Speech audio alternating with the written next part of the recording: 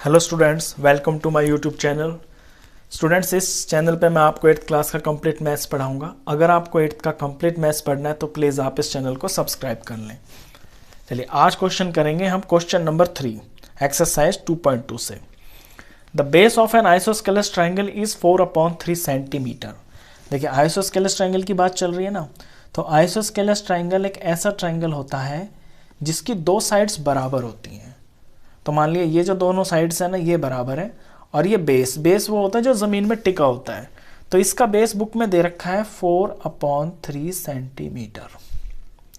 The perimeter of the triangle is 4/2/15। अब perimeter क्या होता है? पेरीमीटर होता है किसी भी क्लोज्ड फिगर का टोटल बाउंड्री। इसकी तो 3 साइडें हैं, यानी तीनों साइडें मिलके जब इनको प्लस करेंगे तो आपका 4/2/15 सेंटीमीटर है। ये पेरीमीटर होता है।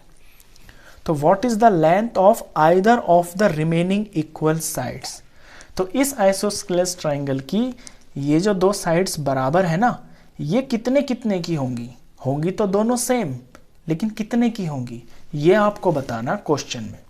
तो सिंपली इन साइड्स को आपको बताना, तो इसे ही x मान लीजिए आप।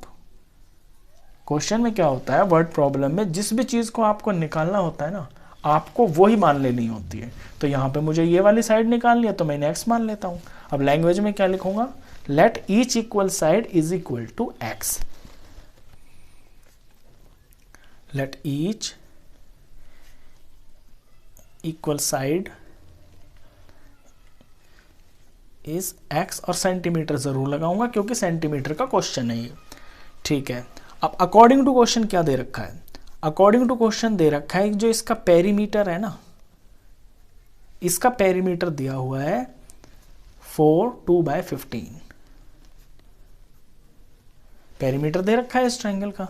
अब इसका पेरीमीटर क्या होगा? इसकी तीनों साइडों का सम ही तो होगा। तो x + 4/3। तो पहली साइड, दूसरी साइड और तीसरी साइड, इन तीनों साइडों को जब प्लस करेंगे तो ये पेरीमीटर के बराबर होगा। और पेरीमीटर ये दिया हुआ है, इसे मैं सॉल्व कर लेता हूँ। 15 4 60, और 60 में 2 प्लस किया तो 62/15। जिन बच्चों को ये नहीं आता वो ध्यान से देखें। देखिए, जब आपके ये मिक्स नंबर होते हैं ना, मिक्स फ्रैक्शन बोलते हैं इसको, तो ये जो दो नंबर होते हैं, नीचे वाला और बीच वाला, इन्हें मल्टीप्लाई करते हैं। 15 4 60 हो गया, और ऊपर वाले को प्लस कर देते हैं। तो 60 में 2 प्लस किया 62 हो गया। नीचे का एज इट इज रहता है। अच्छा, अब चलते हैं सवाल के ऊपर। ये इक्वेशन दिख रही है आपको बिल्कुल क्लियर? इसमें x और x मिलके 2x हो गए, ये 2x हो गए, और ये जो प्लस का है, चलिए इसे लिख देते हैं। पूरे स्टेप्स करते हैं ताकि आपको अच्छे से समझ में आए।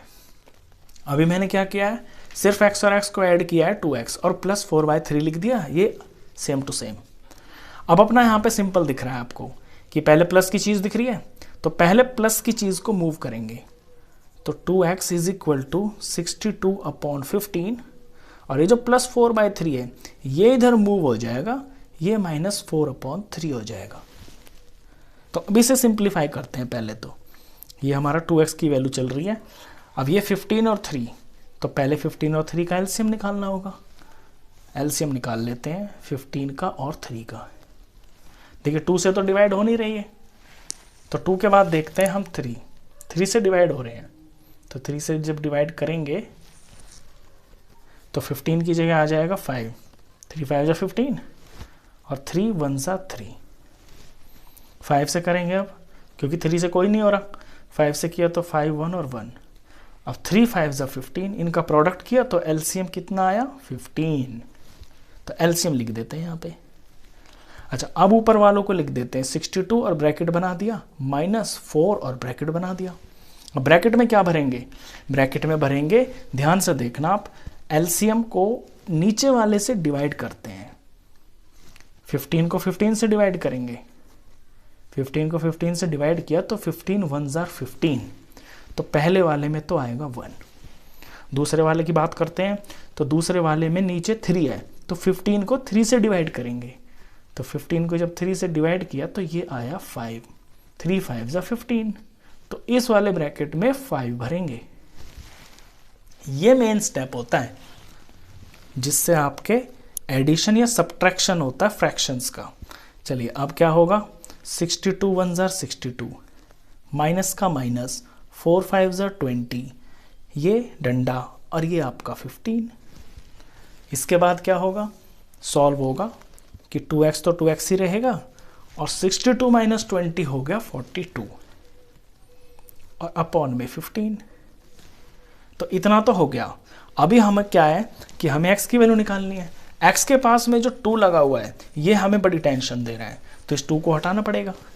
तो 2 को हटाएंगे तो 42 अपॉन 15 के पास आके ये यहाँ डिवाइड में लग जाएगा, क्योंकि यहाँ तो मल्टीप्लाई में इससे चिपका हुआ है यानी कि मल्टीप्लाई में, और जब ये दूसरी तरफ जाता है तो डिवाइड हो जाएगा। अब देखते हैं सॉल्व हो रहा है, कुछ इसमें कट रहा है, 2 1 जार 2 21 जार, तो x की वैल्यू आई 21 अपॉन 15। अच्छा, ये फर्दर आगे भी कट रहे हैं, ये तो 3 के टेबल में आ रहे हैं, 3 से डिवाइड हो रहे हैं, ये 3 7 पे और ये 3 5 पे, तो x की वैल्यू आ गई 7 अपॉन 5। और x हमने क्या माना हुआ था, x माना हुआ था हमने अपने आइसोस्केलेस ट्रायंगल की जो इक्वल साइड्स थी ना, उन्हें ही तो x माना हुआ था और यही हमें निकालनी थी। तो हमारा आंसर हो गया। आंसर इस तरह से आप ज़रूर लिखें, लास्ट में इसके आपके हाफ मार्क्स होते हैं। तो therefore length of either equal side is equal to 7 upon 5। अच्छा, 7 अपॉन 5 को ना आप मिक्स फ्रैक्शन भी बना सकते हैं। जब भी आपका क्वेश्चन फ्रैक्शन जो है ना ऊपर बड़ा हो और नीचे छोटा हो तो आप उसे डिवाइड ज़रूर कर लें इस तरह से कि ये 7 है, 5 से डिवाइड किया तो 5 1 जार 5 हो गया और नीचे 2। तो इससे ये पता चल जाता है कि 1 तो कंप्लीट है यानी कि पूरा है, 1 पूरा है, और नीचे का चीज़ नीचे रहता है और रिमाइंडर ऊपर आ जाता है।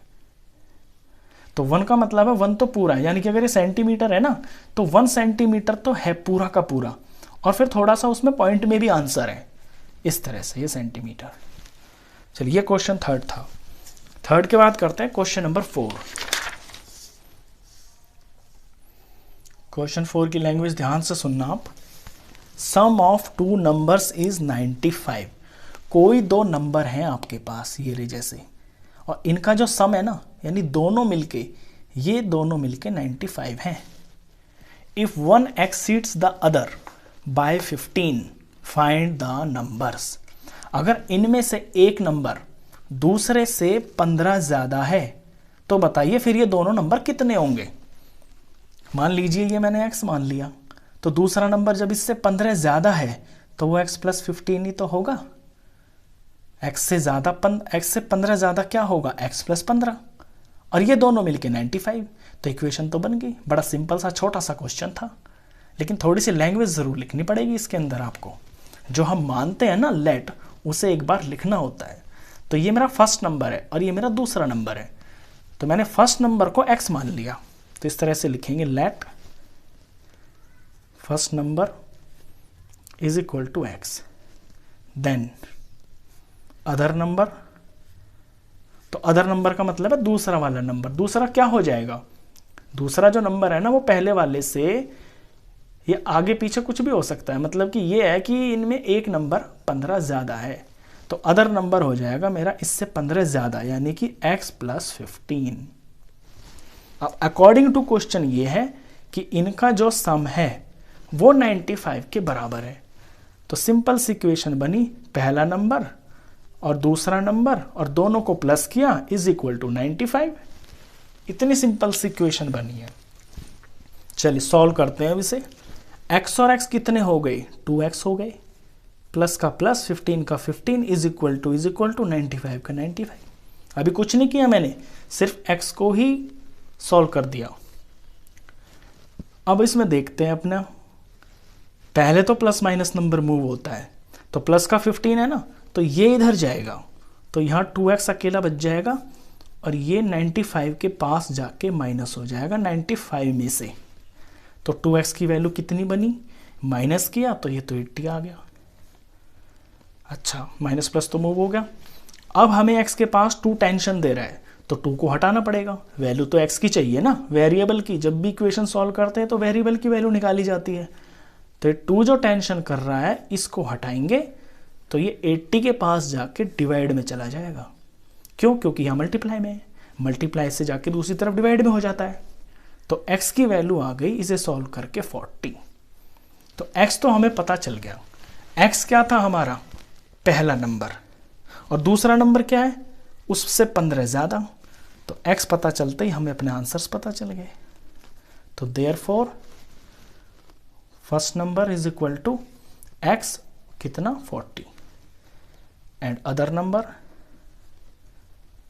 वो इससे 15 ज़्यादा है ना, तो यानी कि x प्लस 15 यानी कि 40 प्लस 15 दैट इज 55। दूसरा नंबर 55 होगा। अब एक 40 हुआ, एक 55 हुआ, दोनों को प्लस किया, देख लीजिए 95 ही तो आ गया। ये लिखने के बाद आप फाइनल ऐसे भी लिख सकते हैं, देयरफॉर नंबर्स आर 40 एंड 55। ये आपका फाइनल आंसर। तो बढ़िया सा क्वेश्चन था, छोटा सा था। चलिए इसके बाद करते हैं क्वेश्चन नंबर 5 भी कुछ इसी तरह का क्वेश्चन है, ये भी छोटा ही क्वेश्चन है। यहां पे कर देते हैं क्वेश्चन नंबर 5 को।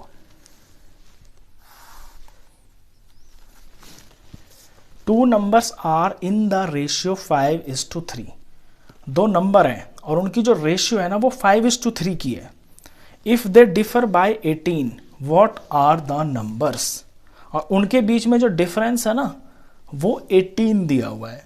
सबसे पहले तो देखिए, जब भी आपको कोई नंबर्स रेशियो में दे रखे हो तो उनके पास में x लगा लें। रेशियो का मतलब क्या होता है?